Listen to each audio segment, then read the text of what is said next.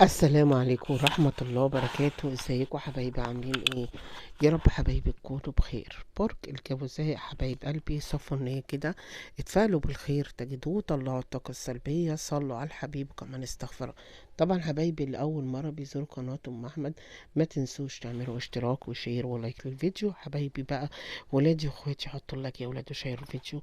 ولازم يكون عندنا يقين وثقة في الله وحده، وانه لا يعلم الغيب الا الله، لا اله الا الله. انتوا عانيتوا، يعني ما توصلوا للهدف بتاعكم بلاش يكون عندكم قلق وخوف. انتوا نهيتوا علاقة بسبب الأذى، أو خرجتوا من علاقة بسبب الأذى اللي حسيتوا إن العلاقة دي فيها أذى ليكوا. عشان كده انتوا الفترة دي عاملين زي ما تكون بركان، أي حد ممكن تطلعوا فيه تنفجروا فيه، أي حد ممكن.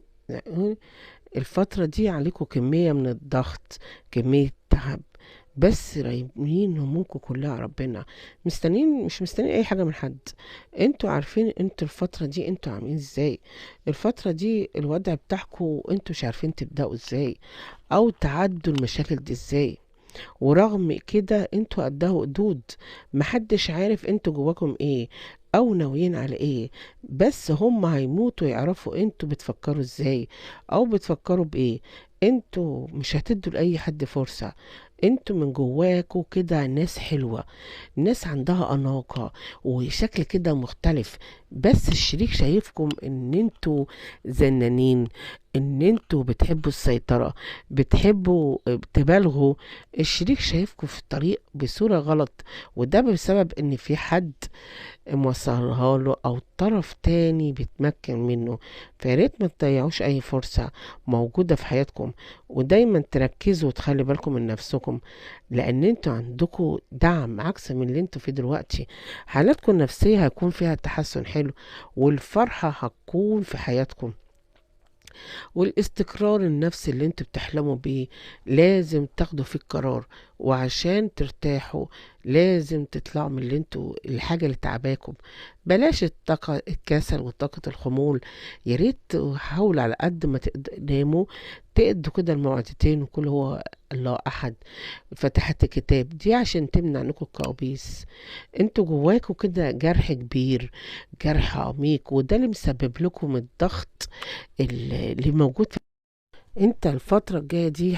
في عندك سداد ديون، في حد انت بتعرفه بحرف النون، في كمان عندك في حد بيراقبك، حد بيتجسس عليك، في حد عايز يعرف اخبارك، او في ممكن بيكون بحد عايز يعرف حياتك فيها ايه، دنيتك ماشية ايه ازاي. عندكوا فرحة، عندكوا مولود، هتمضوا على عقد، عقد ده هيكون في خير. انت هتستلم حاجات خلال من الفترة الجاية، هتستلم ميراث، هتستلم فلوس، والله اعلى واعلم. اهم حاجة ما يكونش عندك فيها عصبية، وخصوصا ان انتوا عصبيين جدا، فحاولوا تهدوا على نفسكم حبة. في انت حواليك حاجات كتيرة او جواك حاجات كتيرة قوي، انت حاسس بالتوتر، حاسس بحيرة. اه انت الدنيا ممكن تكون مش مظبوطة، دنيتك مش شقلبة. لا، حاول كده تهدى، لان انت عندك في سحر، لان في ناس عامله لك سحر بالفراق، وفي سحر بالتعطيل. في ناس غيرة منك، لا ممكن تكون شغالة معاك في مجال العمل، يعني في مجال عملك الناس دي غيرانة منك او غيرانة من نجاح، وعامله لك وقف حال وتعطيل. عشان كده انت خسرت واتدينت. بس انت ممكن تكون حياتك متلخبطة، في حد منكو عامل زي ما يكون كده بيعافر ويجري، بيجري ورا حاجة. انت بتجري ورا حاجة، الموضوع ده هيكلفك كتير وده هيخسرك كتير، مش هتوصل للهدف ده. انت ممكن تكون قلقان حبة، ممكن تكون بتفكر كتير، ومن كتر التفكير حاسس بالتوتر، حاسس بالضغط النفسي. حاول تهدي من نفسك شوية، وشوف ايه الصالح وايه اللي انت ناوي تعمله. شوف ايه المفيد وانت ناوي تعمله خلال الفترة الجاية. بس قلبك من جوه موجوع وحاسس ان انت متلخبط، عامل زي ما يكون حد دخل حياتك عمل لك مشاكل وتوتر، وده مؤثر عليك وممكن كمان يكون مؤثر على نفسيتك. انت تعبان مخنوق، وفكريا وروحانيا كل حاجة فيها تعب، حتى قولونك تعبان، دقات قلبك سريعة. انت بقاش عندك ثقة، بقيت فقد الثقة في أقرب الناس ليك، ما بقاش عندك ثقة في حد. انت شخص طيب قوي وشخص خير وكريم، ولكن محدش مقدرك. انت حاسس بظلم بقهر، ممكن تكون حاسس ان انت موجوع، انت من جواك عامل زي ما تكون مكسور، مكسور من الظلم اللي وقع عليك. عندك في حرف الميم وحرف السين والعين، الحروف دي بالنسبة لك ايه؟ انت عملت ايه للحروف دي؟ يا ترى الحروف دي وجعت قلبك؟ ويا ترى الحروف دي عامله لك حيرة في أمرك؟ دوامة دخلتك في دوامة، الناس دي دخلتك في ديون، الناس دي ممكن تكون دخلتك المحكمة، والله أعلى وأعلم.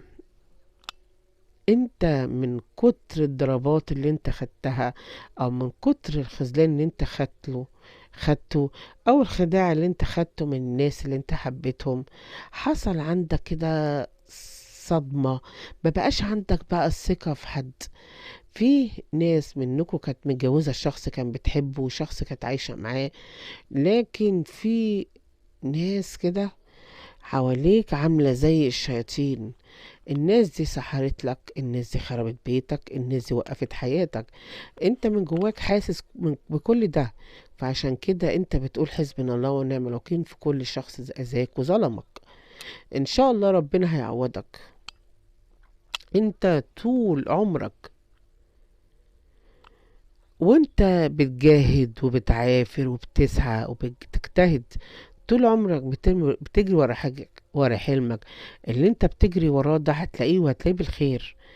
انت تعبت من كمية الأسحار، كمان تعبت من الحسد، كمان تعبت من الناس المقرفة اللي موجودة في حياتك. انت نفسك تقول للناس دي كلها سيبوني في حالي، انتوا عايزين مني ايه؟ انت بتقول لهم خلاص.